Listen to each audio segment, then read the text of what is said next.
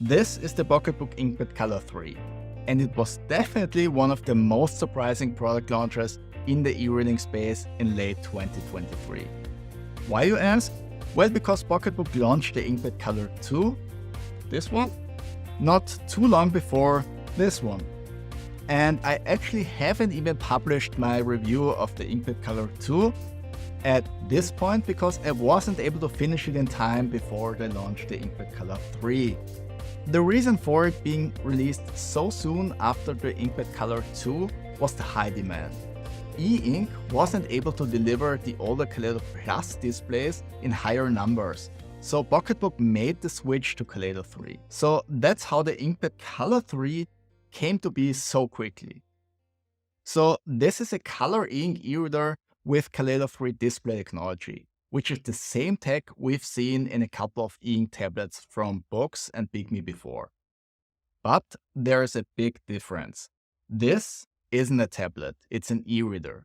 It's laser focused on reading, still offers a couple of useful extras, but doesn't run Android and therefore can't be expanded with apps. So let's check it out and see if it's worth considering as your next e-reader. If you've seen other PocketBook e-readers, the Inkpad Color 3 looks familiar immediately. It uses the same design language as the previous models and basically looks like the Inkpad Color 2. It also looks very much like the Inkpad 4, which is the black and white version. The main difference in terms of the design is its display front. The Inkpad Color 3's display is not flush with the bezel. Instead, the screen is recessed into the frame just a bit. Not having an additional layer of glass on top of the e-ink screen is a small advantage for better readability and also reduces the overall weight of the device. It doesn't look as modern though and isn't as scratch resistant. But since e-ink Kaleido displays are pretty dark in general, every bit of background brightness you can get is a big win. Same as most other PocketBook models, the Inkpad Color 3 comes with 4 physical buttons below the screen. That area is also a bit wider for providing a secure grip. The button design is actually quite ingenious. The 2 page turn buttons in the middle have this 3-dimensional shape, which makes it really easy to find them with your fingers without looking. One other great improvement over the older models is the faster quad-core CPU with 1 GB of RAM. PocketBook e-readers aren't generally known for being super responsive. They aren't bad, but definitely not the fastest of the bunch. With the new CPU, it's now so much better, especially compared to the Inkpad Color 1, which had a dual-core CPU and at times had a pretty sluggish user experience. That's all in the past now with the Inkpad Color 3. It's so much more responsive and feels almost snappy at times. The reason why the CPU upgrade was even necessary most likely has something to do with the Kaleido screen technology, which seems to be more CPU intensive as black and white displays. Same as the previous Inkpad Color models, there's also a 2900 mAh battery, which is pretty large for an e-reader and results in pretty decent runtimes. I'll come back to that a bit later in the video. There's also a built-in speaker for listening to audiobooks, music, and the text-to-speech function, which I'll demo later on. One thing PocketBook didn't improve upon is the size of the internal storage. With 32 gigs, it's not especially small, but for an audio-capable e-reader that is also most likely being used with larger files in general, because of its color display, they should have upgraded that as well in my opinion. But to be fair, 32 gigs of which around 28 gigs are available to use are more than enough for most users. So it might be a bit nitpicky to even mention it. But still, it's a potential limitation that could have been avoided. The reason why the internal storage isn't expandable though is the built-in IPX8 water protection, which is definitely cool to have because it gives a bit of peace of mind when using the e-reader in the tub or outdoors when it starts raining or something like that. That's actually also a unique selling point for a Kaleido 3 device because there's no other with water protection. build quality of the PocketBook Inkpad Color 3 is pretty nice, with only the back cover feeling a bit cheaper than I would have preferred. But it's not too bad, and the ribbed plastic design helps in securing a good grip. But it's still a bit annoying that the back cover is also incredibly prone to showing smudges and is also somewhat easy to scratch. And there's also this cool way of attaching this optionally available front cover directly to the back of the device by pulling this part right here off, which reminds me a lot of older Sony e-readers. I loved it on them in the past, and I do love the revival here because it offers protection for the display without adding much bulk. And it's actually even better than the old Sony e-readers because this one is held opened and closed magnetically. What's also nice is that the e-reader doesn't creak or crack when applying a little force, which was a small issue with the Inkpad 4. So that's not a problem on this one. With a weight of 270 grams, it's not especially lightweight, but still the lightest of the Kaleido 3 bunch. And that also underlines the e-reading focus because holding the Inkpad Color 3 in one hand for longer periods of time is definitely easier than with the somewhat heavy Bookstep Mini Z. Okay, let's talk about the display. As I mentioned, the PocketBook Inkpad Color 3 uses e-ink Kaleido 3 display technology. At this point, it's the best color e-ink tech there is. The 7.8-inch screen has a resolution of 300 ppi for the black and white e-ink screen and 150 ppi for the color filter. Two resolutions? Well, it works the same as other Kaleido displays. There's a typical e-ink screen in here, which looks and works the same as in a regular black and white e-reader like the Inkpad 4. The difference with Kaleido technology is the mentioned color filter that sits right on top of the e-ink screen. It's passive, always visible, and doesn't draw any power. The colors are rendered by strategically darkening the ink screen's pixels underneath the RGB subpixels of the color filter. By doing so, only the remaining non-darkened color reflects most of the incoming light and is visible to the naked eye. So for example, to generate the color blue, the green and red subpixels are darkened. It's a pretty clever solution to implement colors on an ink screen actually, but it has one downside. The screen looks noticeably darker as a result, because that RGB color filter is always visible darkening the display. It's so dark, in fact, that it's not very comfortable to use without enabling the built-in front light. But that's not exclusive to the PocketBook Inkpad Color 3 and true for all Kaleido Color e-ink devices. At least the Inkpad Color 3 is a tiny bit better thanks to the missing flush front glass. But still, in day-to-day use, I suspect 99% of people will most likely use this with the front light turned on, so I'll be showing the e-reader for the rest of the review that way. Having said that, the 150 ppi resolution of the color layer is actually a big improvement over the previous generation. Thanks to that, the display lost a lot of its, I can only describe it as shimmering graininess, because with the older Kaleido Plus generation, you could see the RGB subpixels as tiny little dots on the screen. Not anymore. The new Kaleido 3 technology used in the Inkpad Color 3 restores the paper-like feeling of e-ink. There's still a slight grain to the screen, but it's so much subtler and doesn't really impair readability. So they actually fixed my biggest complaint about the Inkpad Color 2 with the new screen tag, making the e-reader also a good choice for reading regular black and white text. The high resolution, unsurprisingly, also helps in improving crispness of the screen overall. Color saturation didn't really change though, so don't expect colors to look as vivid as on a tablet. They are a bit muted, same as we've seen with other Kaleido 3 screens in the past. And it still can generate 4096 colors. But that 7.8-inch display still looks pretty great if you ask me. And comparing it with my go-to comic for these reviews, it doesn't really look bad at all. Quite the opposite, in fact. I love having colors on an e-reader. In my opinion, it enhances the user experience a lot, even for something simple as browsing the library. But obviously, it's even better for comics, colored mangas, and magazines. Just one thing to mention, the default settings for color edition are a bit off, if you ask me. PocketBook allows a couple of adjustments which help a lot. So if you get this e-reader, I definitely recommend jumping right into those settings and doing some adjustments as well. These are the settings that work best for me. The frontlit quality of the Inkpad Color 3 is pretty good, and there's really nothing to complain about.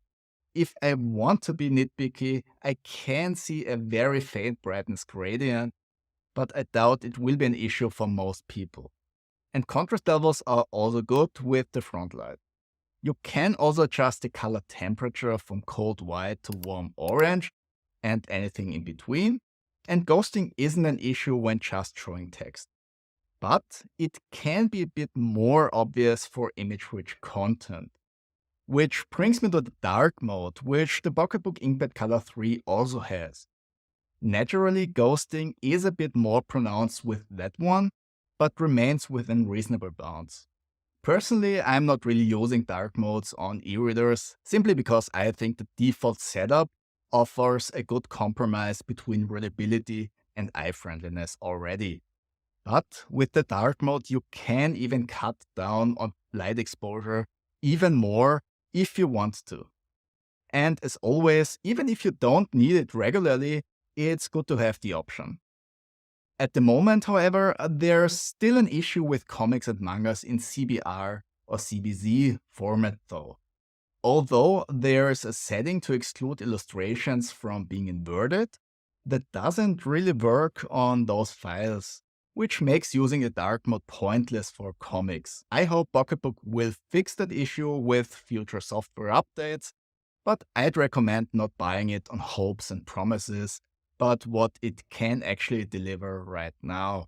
So if that's something you rely on, wait and check the changelog for the Inkpad Color 3 software regularly. Another cool feature is the automatic front light adjustment. It's not done via sensors, like on the Kindle Oasis, for example, but with a customizable timetable. So you can adjust the brightness and color tone according to your needs on an hourly basis.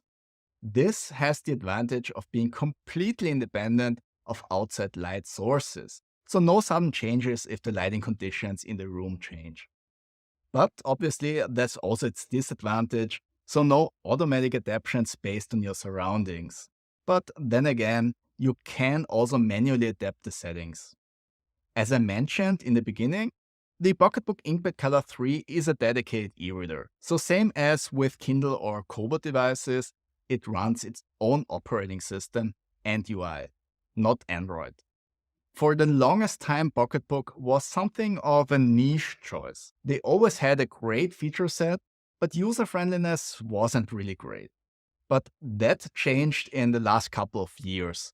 They put in a lot of work to refine the user interface and tackled almost all of the issues I had with the e-readers. They are now much more balanced in merging ease of use with functionality. And the UI feels organic and is easy to use as a result. But you already knew that if you've seen my other PocketBook reviews. Since I'm always criticizing companies for their data privacy and login practices, I also want to offer praise where it's due.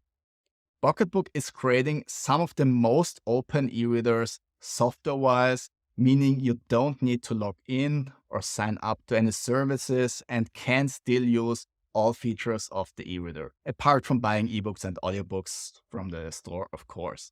And I also got confirmation that PocketBook stopped gathering anonymous usage data with the latest firmware 6.8. You were able to disable that in the past in the settings, but now it's completely gone. And they also didn't just take their word for it, but they checked the connections with Wireshark. And lo and behold, it just seems to sync some shop-related data from Hetzner servers from time to time. But other than that, when not downloading anything and not using the browser, Wireshark didn't capture anything. It sounds like a little thing, but it's so refreshing because that's usually not how things work in the e-ink space anymore, unfortunately. So the PocketBook Inkpad Color 3 is a good choice for privacy-conscious users who don't want to be locked into an ecosystem. But those who want to have the comfort of an inbuilt store can still have that as well. Okay, so let's talk about usability and features. As always, the PocketBook UI offers great flexibility thanks to decent personalization options, from mild home screen adjustments to tweaking the quick links in the notification, adapting the touch zone actions, and remapping the hardware buttons. The built-in library is also following that same trend. It's the best you can get in the e-reading space thanks to the ample filtering and sorting options. Whether you rely on Calibra tags or a folder structure to organize your books, both options are supported. Navigating the continuously scrollable library feels a bit unconventional at first, but actually works great after a short adjustment period. But if you still prefer to do page-by-page flips, you can do so with the physical or virtual buttons as well. Inside a book, you have the usual text styling options to adjust the layout to your needs. You can also install your own fonts. The dictionary feature offers a vast selection of dictionaries that you can install for free with just a few clicks from within the user interface. The dictionary function works well in general, but mainly tends to identify words in their infinitive form only. So depending on the source language, you might need to adapt the looked up word manually from time to time. But PocketBook is working on that exact issue and has implemented something called morphological dictionaries. Those aim to improve the accuracy, which works in some instances, but not all, at least not yet. So there's still room for improvement, at least in German. The note-taking capabilities of the PocketBook Inkpad Color 3 are also pretty nice. You can make annotations with the virtual QWERTY keyboard and also directly on the page with your fingers. Just be aware that the handwriting feature isn't the same natural writing experience you'd find in a dedicated note-taking tablet with a Wacom touchscreen. It's more like a well-functioning bonus feature. There's also a nice text-to-speech function available that can be useful as an aid for people with a visual impairment, those who are learning how to read, or simply if you want to continue in a book but can't look at the screen. As it reads, it highlights the current position by underlining it. The voice generation is obviously not as great as a professionally recorded audiobook, and also just a bit behind what others are offering with Android, but still pretty decent nonetheless. And for a couple of languages, you also have different speakers available. So let's listen to how it sounds. Mr. Bennett's property consisted almost entirely in an estate of £2,000 a year, which, unfortunately for his daughters, was entailed in default of heirs male on a distant relation. And their mother's fortune, though ample for her situation in life, could but ill supply the deficiency of his. Her father had been an attorney in Meryton, and had left her £4,000. She had a sister married to a Mr. Phillips, who had been a clerk to their father and succeeded him in the business, and a brother settled in London in a respectable line of trade. Besides the TTS function, there's also support for audiobooks and music through dedicated apps. The system can handle MP3 files, which gives you a lot of freedom when getting your audiobooks. But it also means you can't use Audible since that is a proprietary service. But that's a small price to pay for more independence, if you ask me. Besides having the best library in the e-reading space, PocketBook also offers the best PDF functionality. The 300 ppi resolution helps in getting a quick overview of the page, and you can also crop the page margins and zoom in to enhance readability. Same as on Onyx Books devices, the columns mode is my personal favorite, which allows you to automatically zoom in on portions of the page and switching from segment to segment. Just be aware that it's still an e-reader first, And despite it offering more than others in that space, it's not as comprehensive as the PDF functionality of Onyx Books tablets. And even though the 7.8-inch screen seems a bit small for reading comics and mangas, it's actually working pretty well overall. And you can also switch to landscape to enhance readability further if needed. The ebook store also significantly improved over the last couple of years. This device isn't connected to a specific retailer, but directly to PocketBook. So just be aware that the experience might differ a bit depending on where you buy it. But in general, the shop is integrated very well into the rest of the system. And since my last review, they actually also improved the search function, so I was no longer scrolling through endless lists to find what I was looking for. And if you don't want to use the built-in store, you can actually also use the browser to just open another one and get your ebooks directly from there. Just not from Amazon, because they are using their own file format. And last but not least, a quick note about battery life. With a page turn interval of 15 seconds and the front light at 100%, the battery drains at around 6% per hour. So that's around 16 to 17 hours of battery life in that test, which is not record-breaking, but still decent. Which brings us to the conclusion of this review. And I have to say that the PocketBook Inkpad Color 3 wasn't just a surprise, but a pleasant one. With the new Kaleido 3 technology, PocketBook has addressed my main criticism of the previous model. At first glance, the slightly higher resolution of 150 ppi for the color filter might not seem like much, but as I mentioned in the past, it dramatically enhances the quality of the display. The biggest advantage of this improvement is the display's more paper-like appearance. Something e-ink usually excels at was somewhat compromised with the previous Kaleido Plus technology. With Kaleido 3, the screen now simply looks better because the RGB subpixels aren't as noticeable, resulting in a much more enjoyable reading experience. The remaining two drawbacks of the Kaleido technology seem less significant at this point. The generally darker display is easily brightened with the built-in front light, and one quickly gets used to the muted color saturation, which makes the color display a real benefit overall. Even the home screen with colored ebook covers looks more appealing, but it's obviously even better with colored comics, mangas, or magazines, where the color screen significantly enhances the user experience.